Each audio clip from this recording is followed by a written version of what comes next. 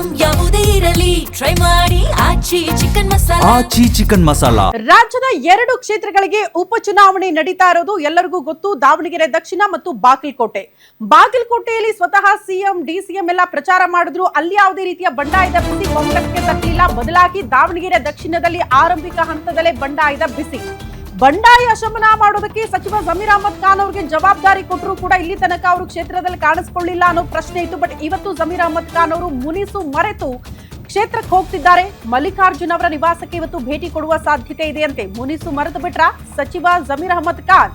ಇಂದು ದಾವಣಗೆರೆ ಪ್ರಚಾರದಲ್ಲಿ ಜಮೀರ್ ಅಹಮದ್ ಖಾನ್ ಅವರು ಭಾಗಿಯಾಗೋ ಸಾಧ್ಯತೆ ಇದೆ ಅನ್ನೋದ್ರ ಡೀಟೇಲ್ ಸದ್ಯ ಸಿಗ್ತಾ ಇದೆ.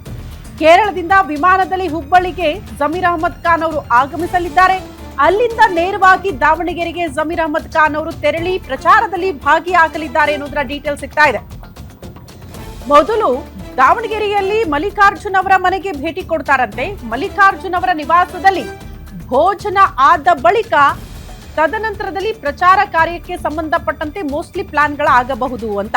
ಅಲ್ಲಿಗೆ ಮಲ್ಲಿಕಾರ್ಜುನ್ ಜೊತೆಗಿನ ಸಂಘರ್ಷಕ್ಕೆ ಮೋಸ್ಟ್ಲಿ ಎಲ್ಲಾ ಪ್ರಶ್ನೆಗಳಿಗೂ ಎಲ್ಲಾ ಗೊಂದಲಗಳಿಗೂ ತೆರೆ ಎಳೆಯುವಂತಹ ಪ್ರಯತ್ನವನ್ನ ಸಚಿವರು ಮಾಡ್ತಿದ್ದಾರೆ. ಮುಸ್ಲಿಂ ಸಮುದಾಯ ಹೆಚ್ಚಾಗಿರುವ ಜಾಗದಲ್ಲಿ ಜಮೀರ್ ಅಹಮದ್ ಖಾನ್ ಅವರು ಪ್ರಚಾರ ಮಾಡುವಂತಹ ಪ್ಲಾನ್ ಆಗಿದೆ. ಕ್ಷಣ ಕ್ಷಣಕ್ಕೂ ರಣಕಣವಾಗ್ತಾ ಇದೆ ದಾವಣಗೆರೆ ದಕ್ಷಿಣ ಕ್ಷೇತ್ರ. ಮಲ್ಲಿಕಾರ್ಜುನ್ ಮತ್ತು ಜಮೀರ್ ಅಹಮದ್ ಖಾನ್ ಅವರ ಈ ಮುನಿಸು ಮೋಸ್ಟ್ಲಿ ಇವತ್ತು ಅಂತ್ಯ ಆಗಬಹುದು ಅನ್ನುವಂತಹ ಸಾಧ್ಯತೆಗಳು ನೋಡೋದಕ್ಕೆ ಸಿಗ್ತಾ ಇದೆ. ಕಾರಣ ಸಚಿವ ಎಸ್ ಮಲ್ಲಿಕಾರ್ಜುನ್ ಅವ್ರು ಹೇಳೋ ಪ್ರಕಾರ ಏನಂದ್ರೆ, ಜಮೀರ್ ಅಹಮದ್ ಖಾನ್ ಬಂದ್ರೇನು ಬಿಟ್ರೇನು ಬಿಡಿ, ಗೆದ್ದೆ ಗೆಲ್ತಾನೆ ನನ್ನ ಮಗ ಅನ್ನುವಂತಹ ವಿಶ್ವಾಸದಲ್ಲಿದ್ರು. ಬಟ್ ಹಂಗಾಗಲ್ಲ. ಅಲ್ಪಸಂಖ್ಯಾತ ಓಟ್ಗಳು ಮಿಸ್ ಆಗುವಂತಹ ಆತಂಕ ಕಾಂಗ್ರೆಸ್ ಪಾಳೆಯಕ್ಕಿತ್ತು.